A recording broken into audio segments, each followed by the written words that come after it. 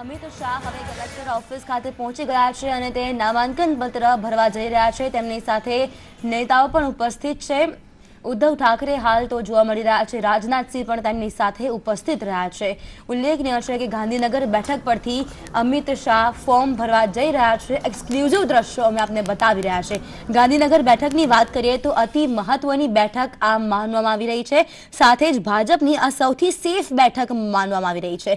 લાલકૃષ્ણ અડવાણી અને વાજપેયીજી જેવા કદાવર નેતાઓએ આ બેઠક પરથી ચૂંટણી લડ્યા હતા અને જીત પણ હાંસલ કરી હતી। ત્યારબાદ અમિત શાહ પણ હવે લોકસભાની ચૂંટણી ગાંધીનગર બેઠક પરથી લડવા જઈ રહ્યા છે। તે નામાંકન પત્ર ભરવા જઈ રહ્યા છે। કલેક્ટર કચેરી ખાતેના આ દ્રશ્યો અમે આપને બતાવી રહ્યા છે।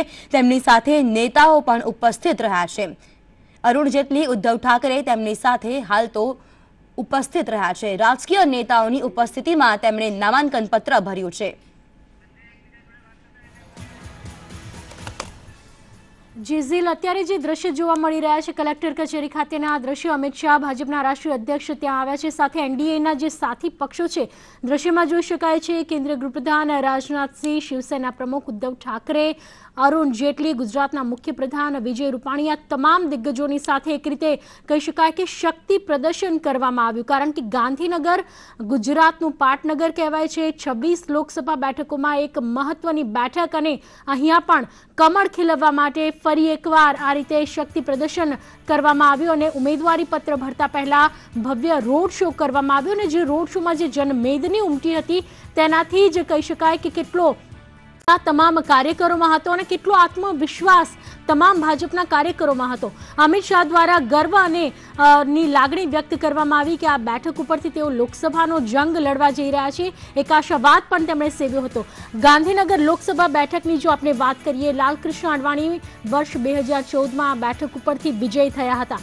આ પહેલાની ચૂંટણીઓની જો આપણે વાત કરીએ, વર્ષ 1967માં પહેલી વખત ગાંધીનગર બેઠક ઉપરથી ચૂંટણી થઈ હતી અને પહેલા એમપી જે હતા ઇન્ડિયન નેશનલ કોંગ્રેસના સોમચંદભાઈ સોલંકી, જે આ બેઠક ઉપરથી 1967માં સૌથી પહેલા મેમ્બર ઓફ પાર્લામેન્ટ બન્યા હતા।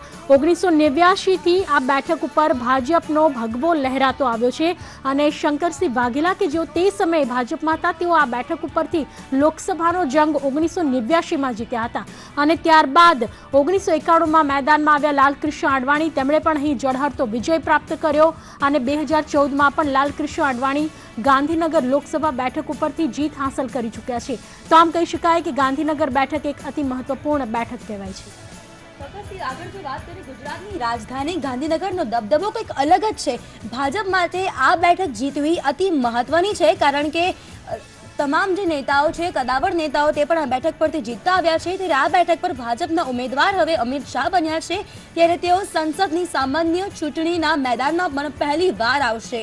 તેઓ સંસદમાં છે પણ રાજ્યસભા થકી છે, ત્યારે ગાંધીનગર સાંસદ તરીકે લોકસભામાં અમિત શાહ પહોંચશે અને ત્યારબાદ જીત પણ હાંસલ કરશે તેવો વિશ્વાસ વ્યક્ત કર્યો છે। પરંતુ પૃથ્વી, જો આજના દિવસની વાત કરીએ તો આજનો દિવસ અતિ મહત્વનો માનવામાં આવ્યો છે, કારણ કે આજે વહેલી સવારથી જ અમિત શાહ જે સંબોધન કર્યું હતું, ત્યારબાદ તેમણે જે મેગા રોડ શો યોજ્યો હતો, આ બધું જ આજનો દિવસ કહી જાય છે આરંભ છે, પ્રચંડ છે, કારણ કે મોટી સંખ્યામાં જનમેદની પણ ઉમટી પડી હતી। અમિત શાહ તુમ આગે બઢો, હમ તુમ્હારે સાથ હૈ ના નારા સાથે લોકોએ પણ અમિત શાહને આવકાર્યા હતા।